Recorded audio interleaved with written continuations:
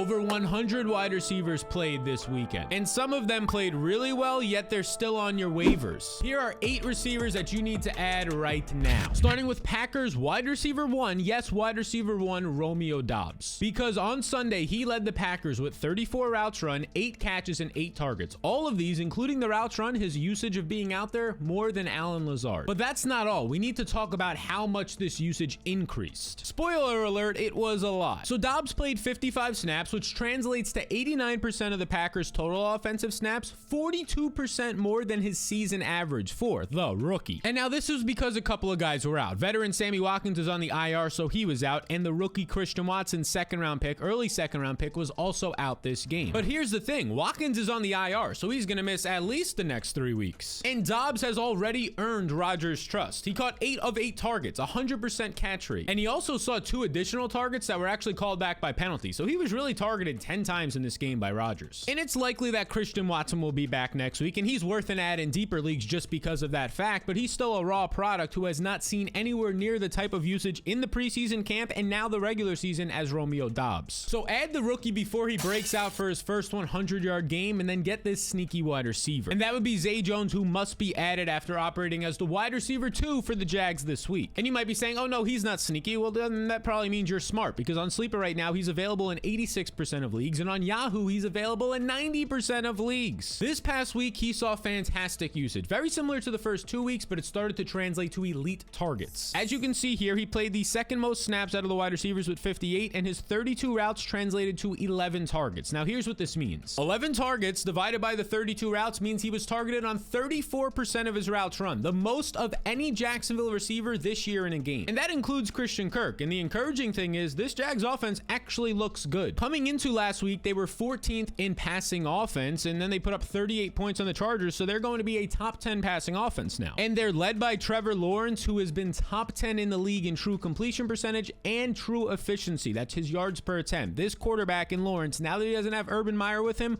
looks like that real deal #1 overall pick from last year. And if he's going to be that good, being the #2 passing option or the 1A, 1B with Christian Kirk for Zay Jones is going to be valuable, especially for a guy in Jones who knows how to get open. Over his last 8 games, dating back to last year, he is now averaging 8.9 targets per game in 2 separate offenses with the Jags and the Raiders, meaning he can get open in any scheme. So he should be added in all leagues, and so should this next wide receiver. And I'm talking about the guy who played on Thursday Night Football, the rookie George Pickens, who is about to break out, because Pickens is still seeing strong usage. He played on 76% of the snaps. This 45 number right here translates to 76% of the Thursday night snaps, and he ran a very solid 29 routes, which led to 7 targets. And now those 7 targets divided by his 29 routes means he was targeted on 24% of his routes. Here's why that matters. Because heading into that game, he was averaging a target on just 9.4% of his routes. So he more than doubled his overall efficiency at getting open and earning targets in week 3. And now this is a common trend among rookie wide receivers. Not every rookie is going to be Jamar Chase right from the get-go week 1. We could even look at Justin Jefferson's rookie year right here. It was not until his third game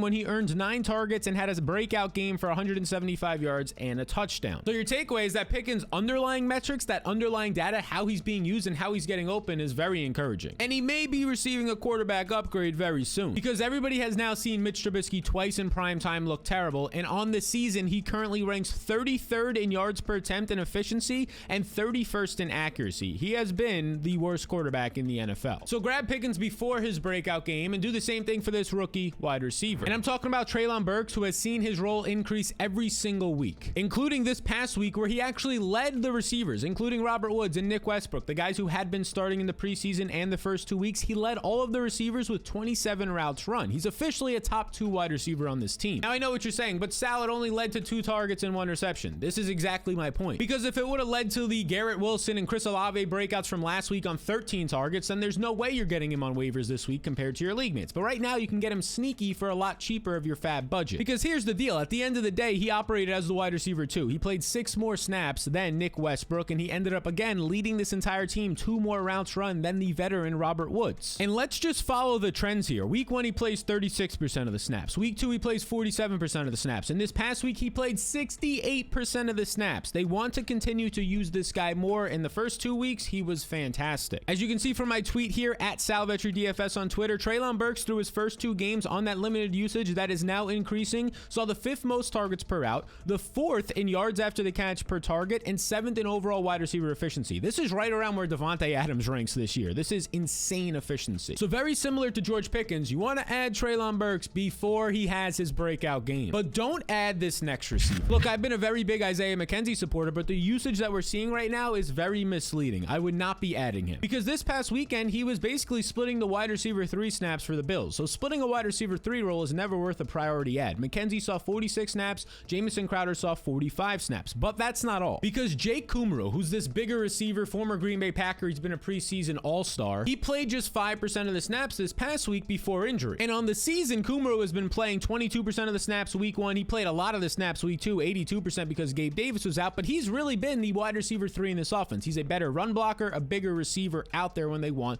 to move the ball. And this is lesser known by the public that Jake Kumerow even exists and that he's this involved in the offense. So if he returns next week, then there's going to be less routes and snaps for McKenzie. And even if he doesn't return, it's likely rookie Khalil Shakur starts to play more because they like to rotate 5 receivers in this offense. So this boils down to next week, Isaiah McKenzie isn't going to see as much usage. And this week, he didn't see as much usage. He only played 50% of the snaps. Now, those 50% of the snaps led to 10 targets, but with Gabe Davis and Stephon Diggs in there, it's not like this role is going to expand. It's only going to reduce when Jake Kumerow and or another receiver get into the rotation next week. The moral of the story is you don't want to add a player who's splitting wide receiver 3 snaps. Let somebody else in your league, one of your dumb league mates, do instead. But you do want this next guy, and that's Chargers wide receiver Josh Palmer, who this past weekend saw an elite role. Keenan Allen was out yet again, and Josh Palmer actually led the Chargers in snaps and routes run. He stayed on the field over Mike Williams in 1 wide receiver sets, and this led to a team high 8 targets. Now, here's what you need to know about Palmer. He's now played in 4 games that Keenan Allen has not been out there for. And Allen missed this past week with a hamstring injury where he was basically borderline doubtful for the game, highly questionable, they said, so he's no sure thing to play next week. Now, this is important because Palmer, in his 2 games before this week, averaged 15.3 fantasy points and 8 targets per game without Keenan Allen. This past week, he scored 16 fantasy points and saw 8 more targets. So this rate and this average is only continuing. And it doesn't matter whether Allen is out there or not because he's still valuable and needs to be added. Palmer has actually averaged 6 targets over his last 8 games. And keep in mind, 5 of those games last year was when he was a rookie. And over his last 8 games, he's seen a red zone target in every single game. And so far this season, he already has 5 red zone looks in 3 games. Herbert likes looking his way and he already trusts the guy. So the takeaway is pretty clear here that Palmer has value whether Allen plays or not. Add him now. And then add this Vikings receiver. And that would be KJ Osborne, who is the clear wide receiver 3 for the Vikings, but they want to throw the ball a lot more this year. And depending on the Dalvin Cook injury, they might be forced to throw it even more. Now, even though he's the wide receiver 3 in this offense, this team uses 3 wide receiver sets all the time. He ended up running 33 routes in this game, playing 55 snaps, which actually translated to him running a route on 79% of Cousins' dropbacks. So he was out there for 4/5 of this game. And this led to a very strong 8 targets for week 3. And now here's what you need to know. Heading into this game, Osborne saw just a 9.8% target share. And then in this game alone, he ended up seeing a 24% rate. So he more than doubled his overall ability to generate and earn targets. And this is encouraging because it means he's getting back to what you saw him do in 2021. Check it out. Last year, Osborne averaged a 17.5% target rate, which is pretty decent, but towards the end of the year, it was actually over 20%. He was averaging 5 targets per game, but was a top 25 receiver over the last 6 games of last year. And now keep this in mind. He's the wide receiver 3 in this offense, but Adam Thielen is the wide receiver 2. And it's worth mentioning that Thielen is 32 years old. And any time a wide receiver is above 30, let alone 32, the risk of injury increases. So add Osborne, especially in deeper leagues, as an insurance option with a lot of upside, and then pass on this next receiver. And that would be Matt Collins, who's coming off of a career game and now 2 straight weeks of good volume. This past week, he operated as the wide receiver 2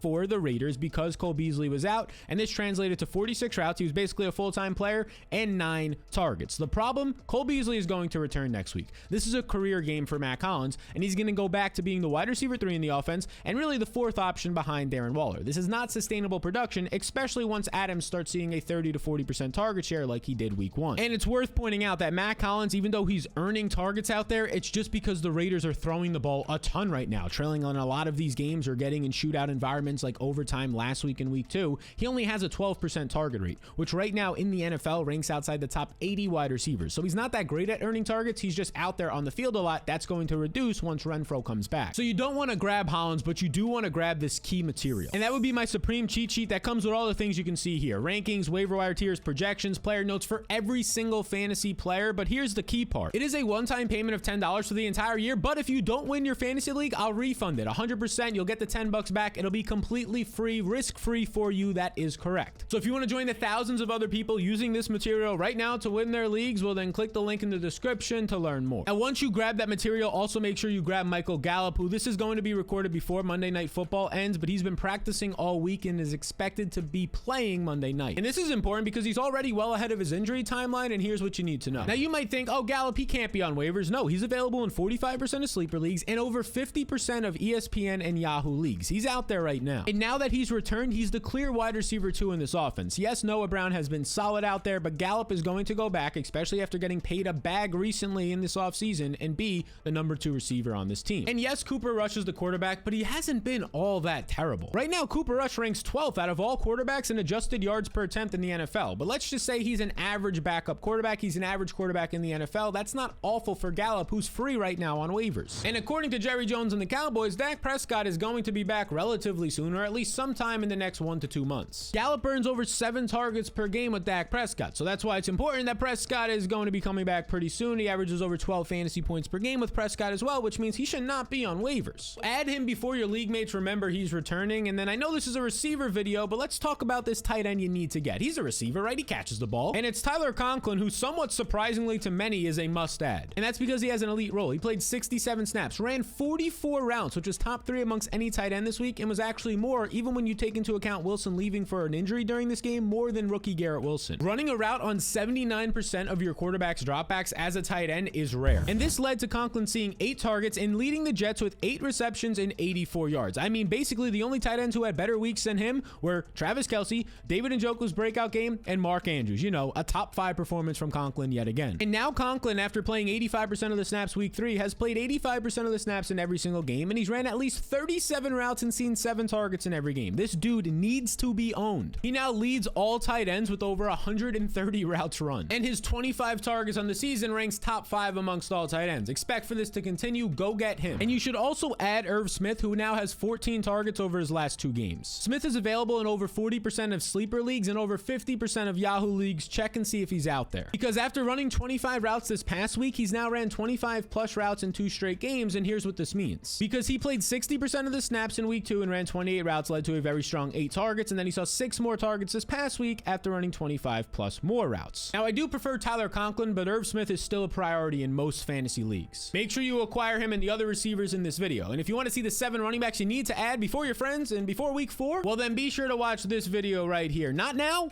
but right now. And by the way, 60% of you aren't subscribed to this YouTube channel. 2 seconds of your time, hit that subscribe button.